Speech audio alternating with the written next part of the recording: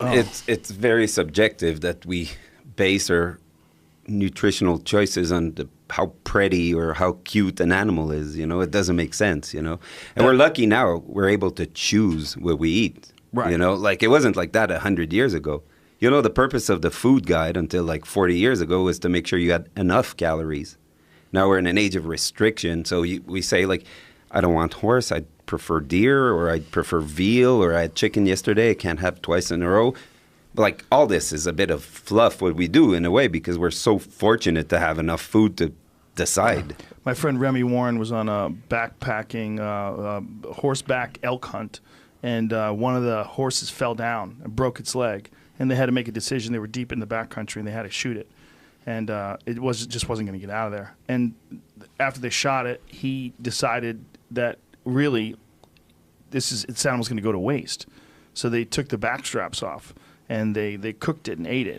But he said it was a really weird moment where like this is an animal that was like everybody's petting it, and it was you're riding it, and it was a working animal, but it was an animal that you loved. And then all of a sudden it's down and you have to kill it. And he's like, well, it's going to go to waste. He said it just felt wrong to let it go to waste. So they cut the back straps off of it. The reason I think we don't eat horse culturally is really based ultimately on the battle of wolf between Montcalm on the plains of Quebec City. That was a decisive battle in North American history, whereas if the French had won that battle, everybody in North America ultimately would be speaking French. They didn't win that battle. So British rule imposed. So in England, you didn't eat horse by royal decree. But the French ate horse. The Belgians eat horse. The Germans eat horse. You see? So that's what it is. Yeah, it's very old history. It was mining. It was just a mining verboten in Anglophone world to eat horse. And in all the mining countries, half my family's from Belgium, and it's traditional there because they bring the horse in the mine.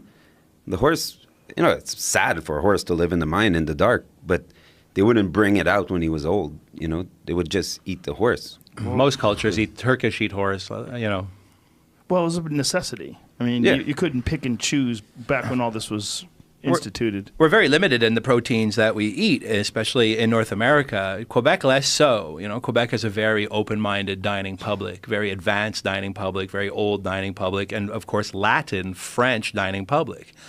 The amount of proteins that are served in a Montreal restaurant are numerous compared to, let's say, even when I go to Manhattan. If me and you and Fred are in Manhattan tomorrow night, say, let's go have rabbit with mustard sauce, it's going to be a tough sell. We're going to really struggle to find rabbit mustard sauce. We're going to struggle even to find, let's go have a couple slices of liver tonight with onions. It's going to be very difficult to sell in New York City.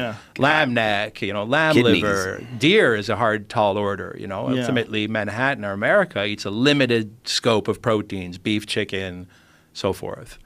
Whereas, French culture, Quebec, we have all the proteins. I have young dining clientele that have no problem eating kidneys medium rare, liver, lamb liver, deer neck, deer heart tartare. It's not a thing. Like, it's not what other restaurant people are eating. It's just part of the registry, Little girls, like your daughters, were raised eating, the food that their dad hunts and the food that their parents buy.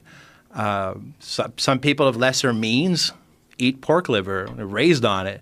So when they see liver on the restaurant, cute little, 19-year-old girls that are about to go out to the club later will have a slice of liver. You won't see that in New York City.